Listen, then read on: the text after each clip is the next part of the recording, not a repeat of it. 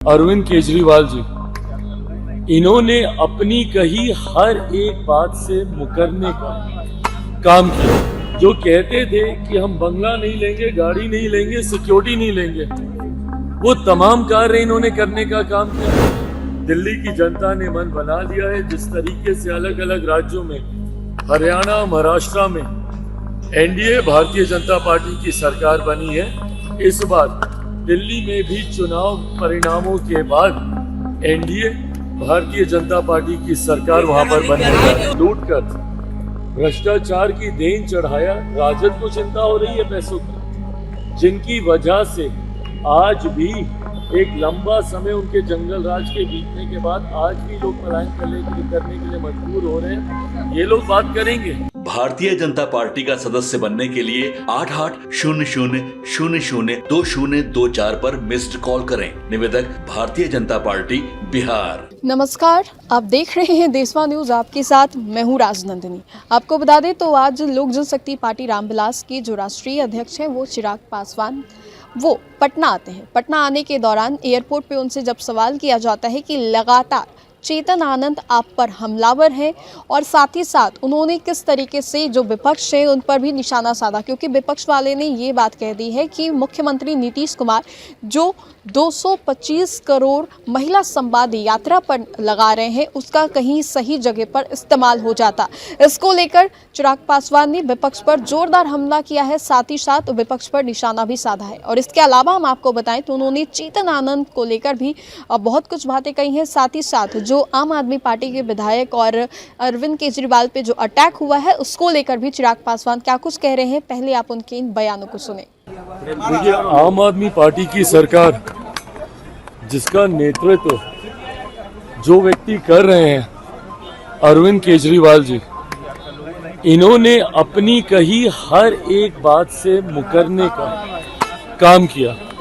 ये वही आदमी है जो दिल्ली के रामलीला मैदान में एक पर्ची लेके घूमते थे भ्रष्ट नेताओं की, और उन तमाम भ्रष्ट नेताओं से समझौता कर अलग अलग समय पर सरकार बनाने का इन्होंने काम किया। जो कहते थे कि हम बंगला नहीं लेंगे, गाड़ी नहीं लेंगे, सिक्योरिटी नहीं लेंगे, वो तमाम कार्य इन्होंने करने का काम किया। इनके बंगले का जिक्र जो सुर्खियां बटोरा है उससे भी हर कोई वाकिफ है। इनकी सिक्योरिटी, इनकी गाड़ी, और आज जिस भ्रष्टाचार के खिलाफ दिल्ली में इन्होंने सरकार बनाने का काम किया, उसी भ्रष्टाचार में इनके पार्टी के बड़े से बड़े नेता न सिर्फ लिप्त बल्कि उनको जेल जाना भी पड़ा। और तो और स्वयं ये मुख्यमंत्री रहते हुए ये जेल गए। और अब इनकी पार्टी के नेताओं का नाम ना सिर्फ भ्रष्टाचार बल्कि एक्सटॉर्शन में भी उनका नाम सामने आ रहा है। दर्शाता है कि अगर देश के इतिहास में कोई सबसे बड़ी भ्रष्ट पार्टी रही है तो वो आम आदमी पार्टी ही रही है। और अब दिल्ली की जनता, खास तौर पर पंजाब में भी यही हाल है, पर क्योंकि पहले चुनाव दिल्ली में होने वाले हैं, दिल्ली की जनता ने मन बना लिया है कि जिस तरीके से आम आदमी पार्टी ने दिल्ली और दिल्ली वालों को लूटने का काम किया है, अगले साल के शुरुआत में ही दिल्ली में विधानसभा के चुनाव हैं, और इस बार किसी कीमत पर भी आम आदमी पार्टी की सरकार वहां नहीं बनने जा रही। दिल्ली की जनता ने मन बना लिया है। जिस तरीके से अलग अलग राज्यों में, हरियाणा, महाराष्ट्र में एनडीए भारतीय जनता पार्टी की सरकार बनी है, इस बार दिल्ली में भी चुनाव परिणामों के बाद एनडीए भारतीय जनता पार्टी की सरकार वहां पर बनने जा रही है। संविधान को बचाने की लड़ाई लड़ रही है। प्रियंका गांधी कह रही है कि संविधान को बचाने की लड़ाई वो लोग लड़ रहे हैं। अरे समझ से परे भैया, कहाँ संविधान खतरे में, और क्यों नहीं ये लोग इस बात को समझ रहे। ये लोग जनता किन मुद्दों पर चर्चा करना चाह रही है, विपक्ष को अभी तक यही समझ में नहीं आया। संविधान आरक्षण 2024 लोकसभा का चुनाव आपने लड़ लिया। आज लगभग 6 महीने होने को आए हैं लोकसभा चुनाव परिणामों के बाद, और इन 6 महीनों में अलग अलग राज्यों ने आपको बता दिया भैया कि ना संविधान मुद्दा है ना आरक्षण मुद्दा है। हरियाणा का चुनाव लड़ा था ना, क्या हो गया? क्या हो गया महाराष्ट्र में?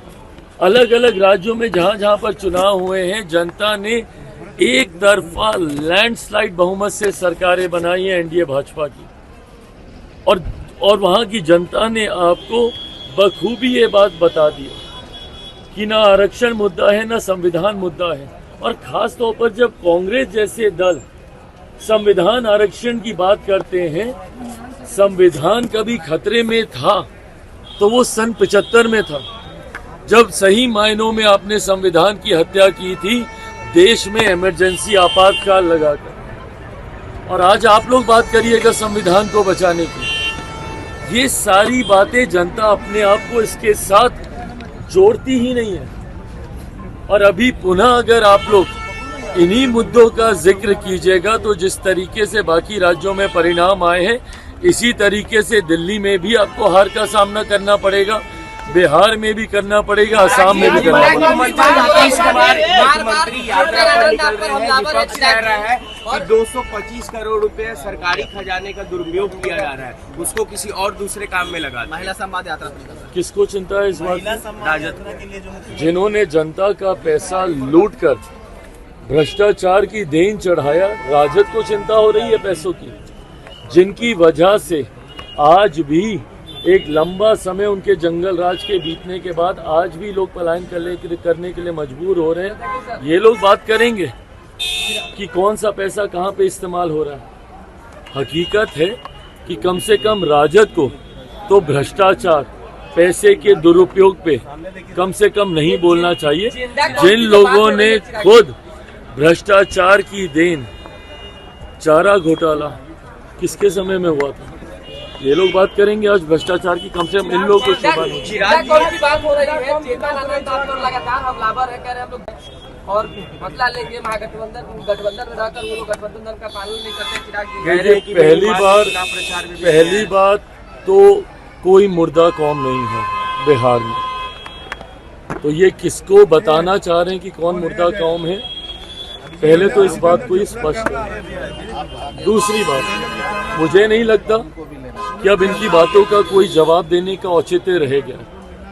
जब मांझी जी से लेकर मुख्यमंत्री जी से लेकर जनता दल यूनाइटेड, भारतीय जनता पार्टी, हिंदुस्तानी अवाम मोर्चा, सब लोगों ने उस दिन पार्टी के स्थापना दिवस पर आकर बता दिया कि कौन सही कौन गलत, एनडीए में कौन है नहीं है। मुझे लगता है उस दिन पार्टी के स्थापना दिवस के कार्यक्रम ने मुझ पर उठे तमाम सवालों का जवाब गठबंधन के तमाम वरिष्ठ नेताओं ने उपस्थित होकर दे दिया। इसके बाद अब इस मुद्दे पर चर्चा करने का कोई मतलब नहीं। आपके चाचा कह रहे हैं।